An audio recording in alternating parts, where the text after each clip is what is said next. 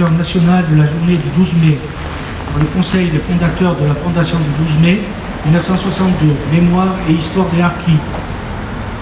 D'autre part, notre association et de nombreuses autres soutiennent le mouvement de Harkis à Foix et nous irons, pour certains, à une grande manifestation organisée le 14 mai dans cette ville. Monsieur Hamid Kemash s'adresse à vous au nom de l'association départementale Harkis Dordogne, veuves et orphelins et leurs amis.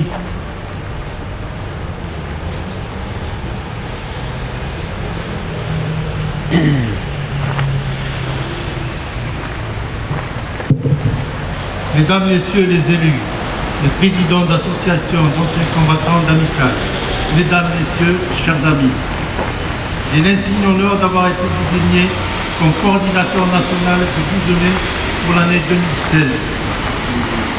Je tiens à remercier les membres de la Fondation du 12 mai de m'avoir accordé leur confiance.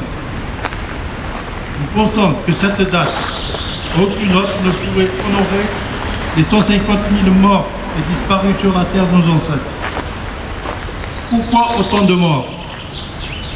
Pour avoir cru en un pays, la France, pays des droits de l'homme, et surtout en la parole donnée par son président, le général de Gaulle. Cette journée essentielle permettra de montrer les conditions d'accueil indignes des Harkis et de leurs familles sur le sol métropolitain qui était aussi le leur.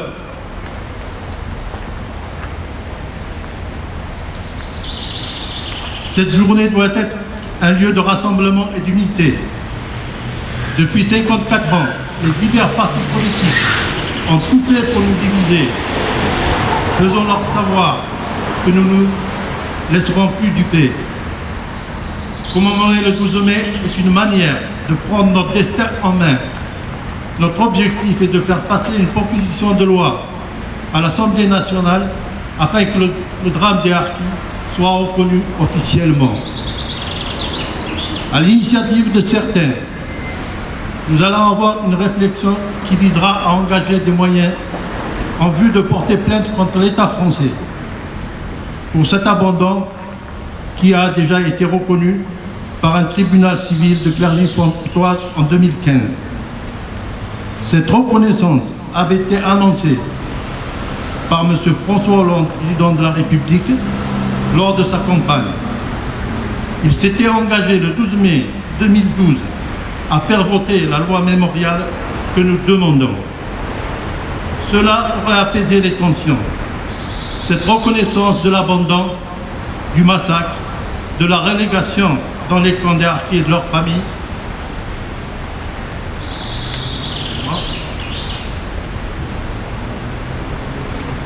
permettrait enfin à nos anciens de partir en paix et leurs descendants voient l'avenir plus sereinement.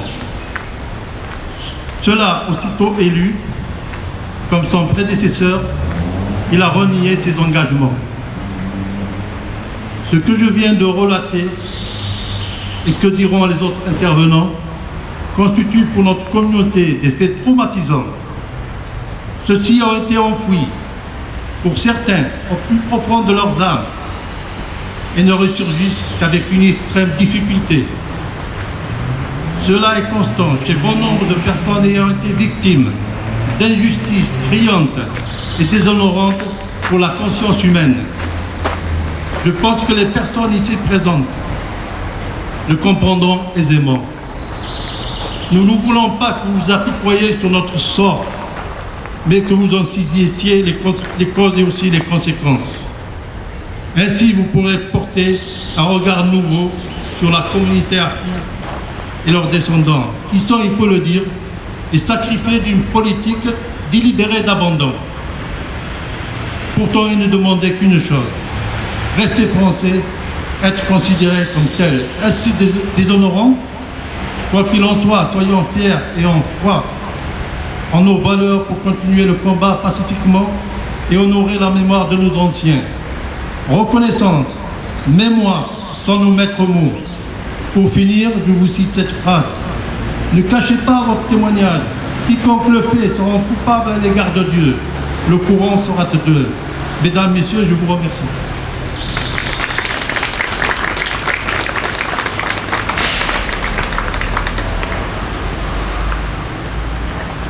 parole est donnée à M. Alain Ferki, fils de Harki, membre du conseil des fondateurs et porte-parole de la fondation du 12 mai 1962, Mémoire et Histoire des Harkis.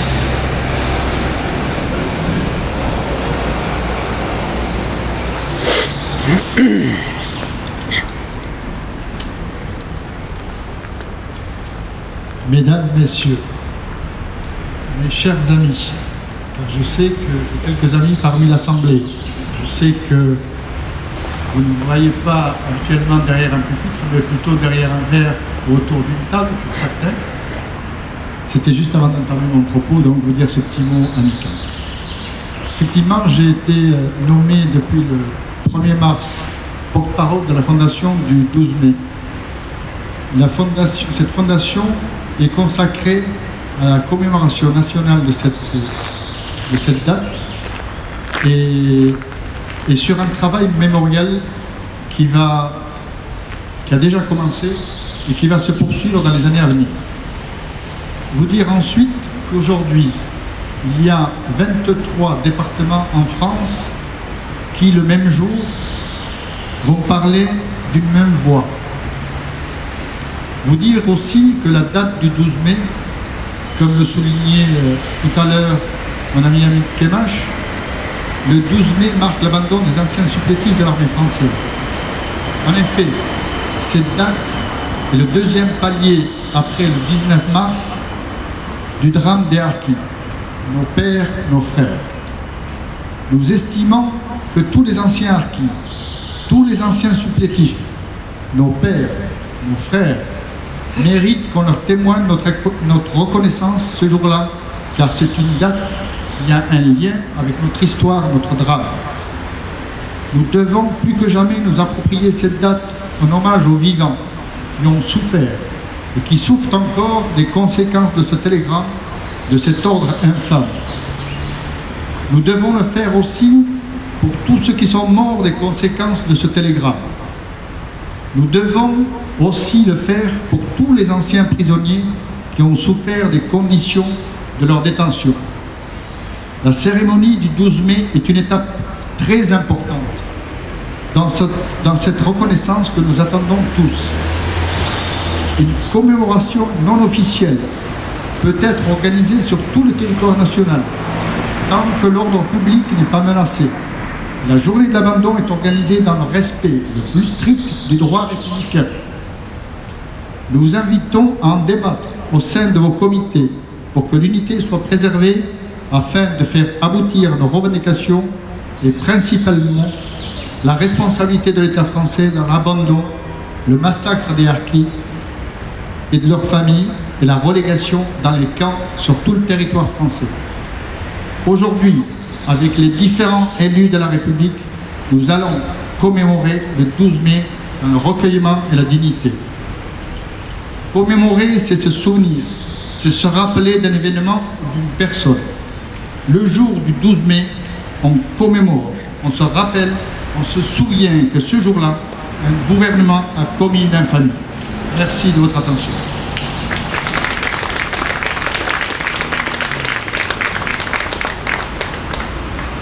Madame Katia Kemash, professeure d'histoire-géographie, docteur en histoire, spécialiste de la question Harkis en France, va prendre la parole pour donner lecture du télégramme de M. Pierre Messmer, ministre des Armées du général de Gaulle.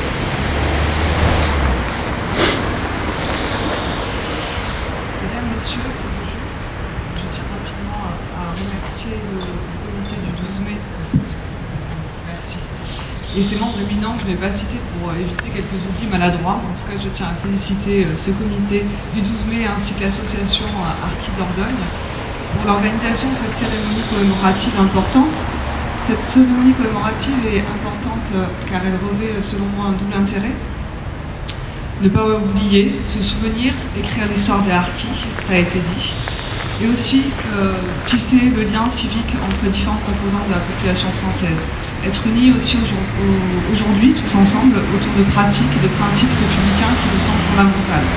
Alors vous l'aurez compris, en tant que prof d'histoire et docteur en histoire, je vais essayer d'apporter un éclairage historique que je vais essayer d'être très succinct et rapide, pour que ce télégramme du 12 mai, dont je vais vous faire la lecture dans quelques minutes, fasse sens, pour qu'il soit compris, que vous compreniez un petit peu le contexte dans lequel a été rédigé ce télégramme de Pierre Messmer du 12 mai.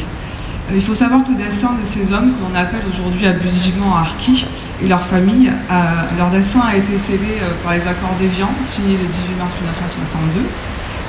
Après le lendemain des accords d'Évian, le 19 mars, le cessez-le-feu en Algérie n'est absolument pas respecté. L'Algérie en proie à une violence extrême, se multiplie dans cette Algérie en proie à un véritable chaos, des massacres, des attentats, des exactions, des destructions de biens.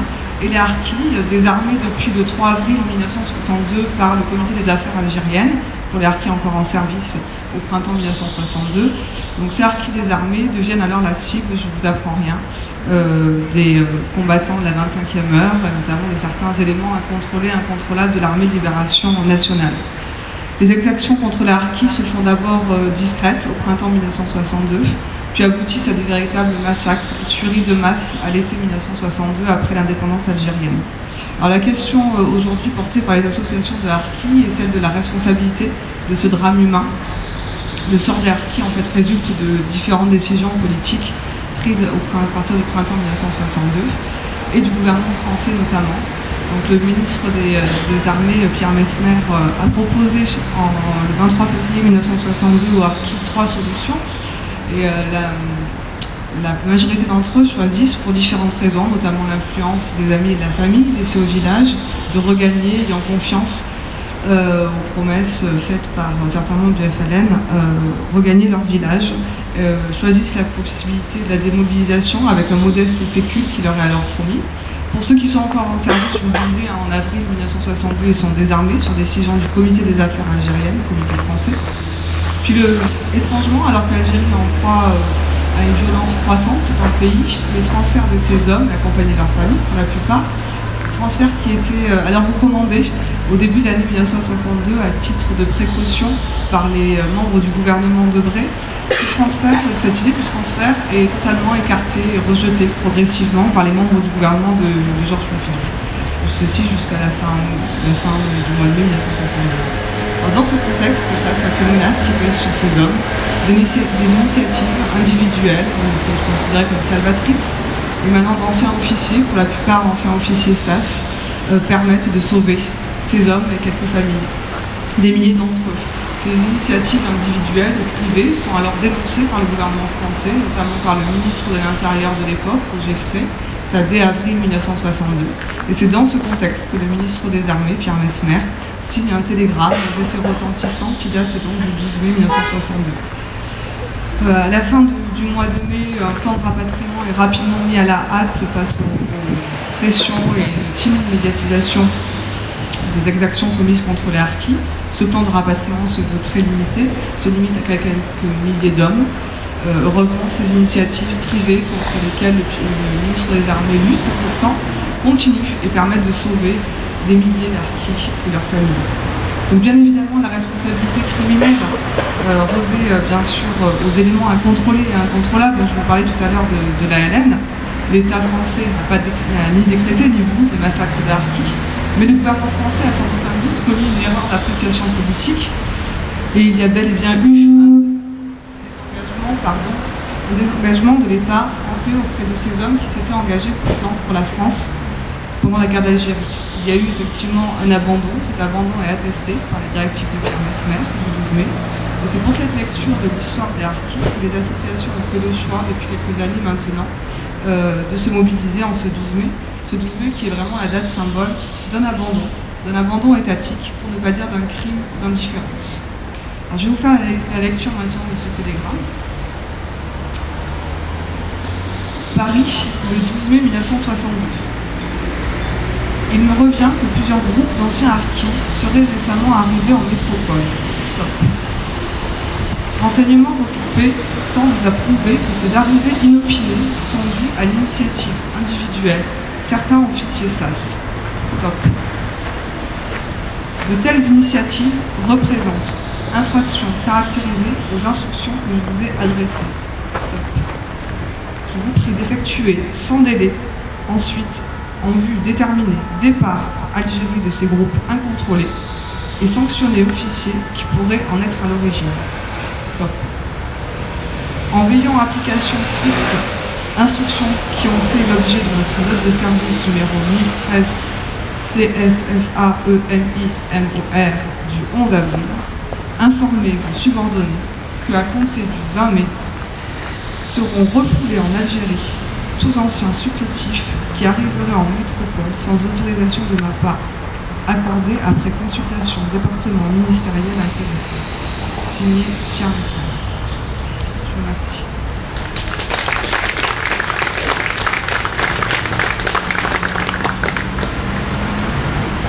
Monsieur Rachid Taj, fils de Harki, va donner lecture du télégramme de Monsieur Louis Jox, ministre d'État, ministre des Affaires algériennes du général de Gaulle.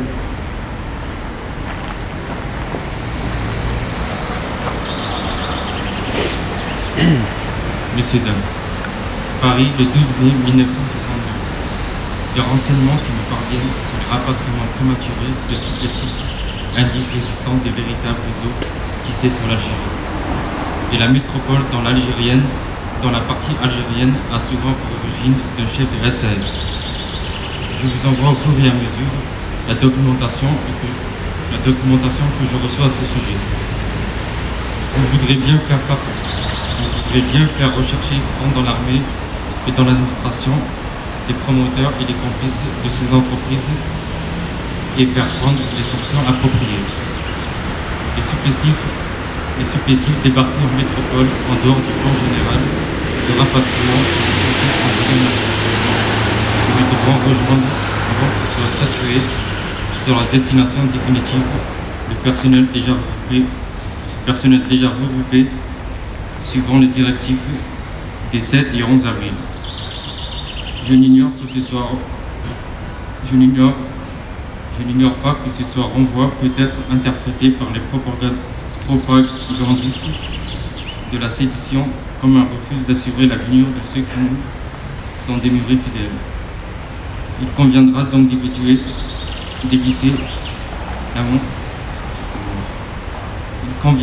d'éviter de donner la moindre publicité à cette mesure, mais ce qu'il faut surtout obtenir, c'est que le gouvernement ne soit plus amené à prendre une telle décision. Signé Louis Jox.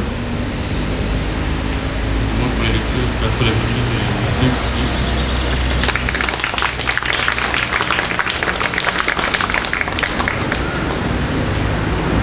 Pour nous, représentants de la mémoire des Harkis, cette date, le 12 mai 62, est hautement symbolique. Les mesures prises, plus particulièrement ce jour-là, résument qu'à elles seules le sort réservé à cette communauté.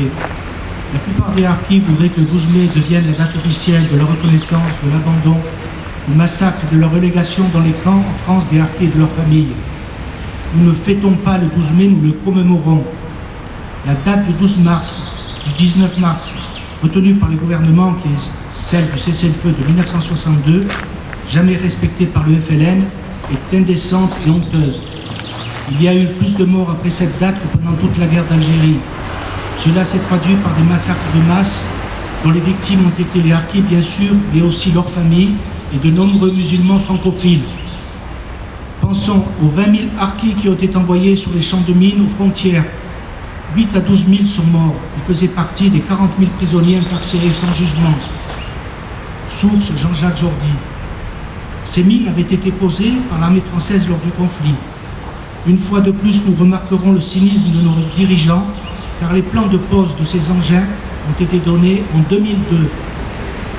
Après le 19 mars 62, le nombre de Harkis sympathisants tués est estimé à 150 000. Durant la guerre, 3200 d'entre eux sont morts au combat. Les Pieds Noirs, eux aussi, ont payé. Plus de 6 000 morts pour une population de plus d'1 million. Parmi ces rapatriés en métropole, la presque totalité des 130 000... Excusez-moi. Parmi ces rapatriés en métropole, la presque totalité des Juifs d'Algérie, soit 130 000 personnes, ont eux aussi dû fuir leur pays. Leur présence y était attestée pour certains depuis plus de 2000 ans. Après le 19 mars, 152 soldats du contingent ont été tués et 162 portés disparus.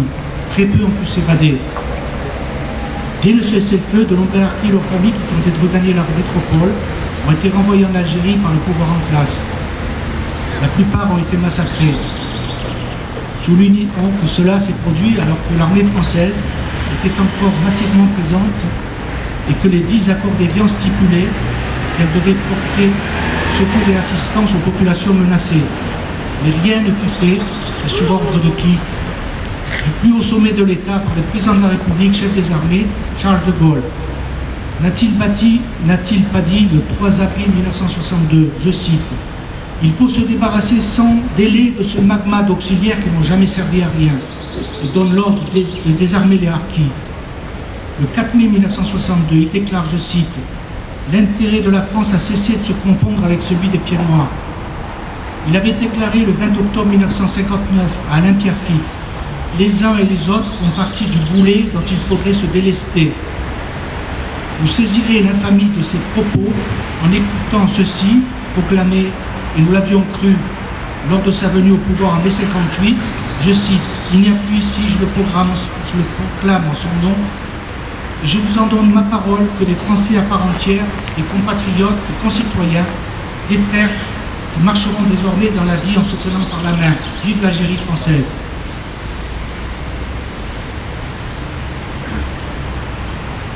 Nous allons maintenant procéder au dépôt des gerbes. La première gerbe sera déposée par Madame Brigitte Alain, députée de la 2e circonscription de la Dordogne.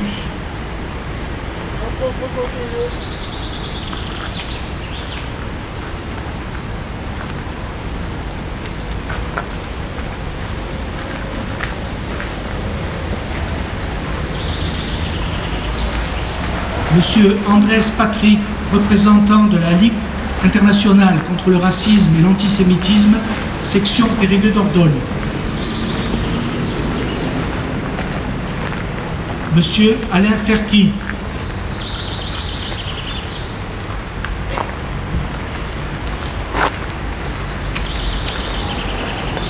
Monsieur Anou Ouamadouche, ancien combattant harki.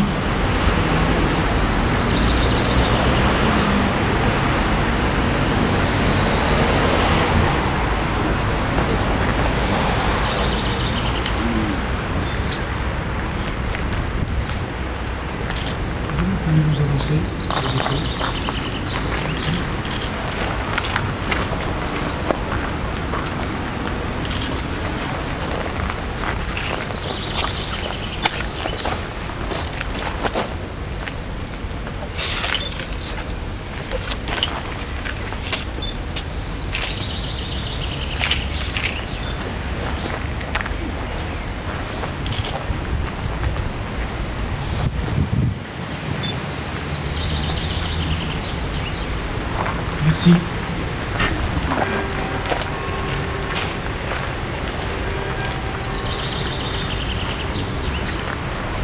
La deuxième gerbe sera déposée par Monsieur Bruno Dunoyer, adjoint à l'animation économique, au développement du commerce et de l'artisanat, représentant Monsieur Antoine Audy, maire de Périgueux.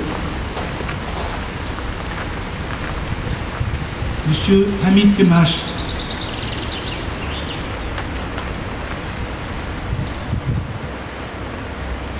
Monsieur Georges Bocquel, président de l'Amicale des Pieds Noirs de la Dordogne, président de l'Association des anciens combattants résistants du ministère de l'Intérieur, anciens combattants. Monsieur Dib Idir, ancien combattant harki.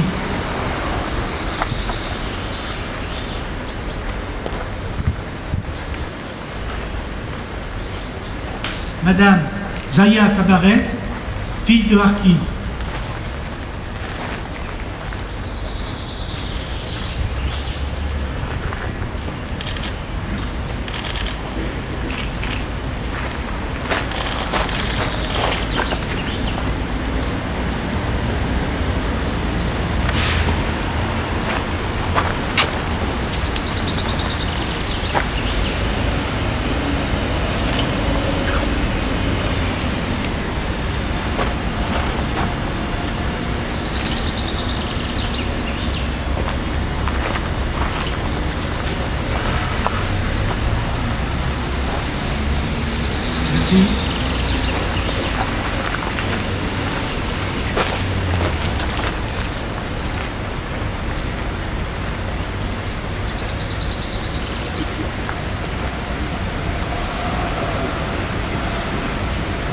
troisième gerbe sera déposée par M. François de Madaillan, conseiller municipal délégué aux anciens combattants, représentant M. Daniel Garrigue, maire de Bergerac.